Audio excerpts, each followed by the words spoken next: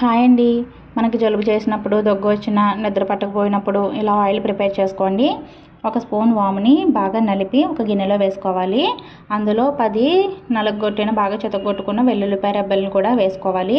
అలాగే గుప్పెడు వేపాకులను కూడా వేసుకుని దానికి సరిపడా కొబ్బరి నూనె కానీ ఆవ నూనె కానీ వేసి దానిని స్టవ్ పైన పెట్టి చిన్న మంట మీద ఆయిల్ని బాగా కాయాలి. అలా కాచిన ఆయిల్ని వడబోసుకోవాలండి.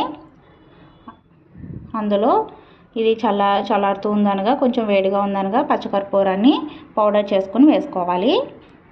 ఇప్పుడు ఆయిల్ చల్లారిన తర్వాత ఒక సీసాలో స్టోర్ చేసుకుని పడుకునే ముందు అరికాలకి, చెస్ట్కి అలాగే బ్యాక్కి రాసుకుని పడుకుంటే చాలా ఫ్రీగా నిద్రపడుతుందండి. ఇది పిల్లల నుంచి పెద్దవాళ్ళ వరకు ఎవరైనా వాడచ్చు.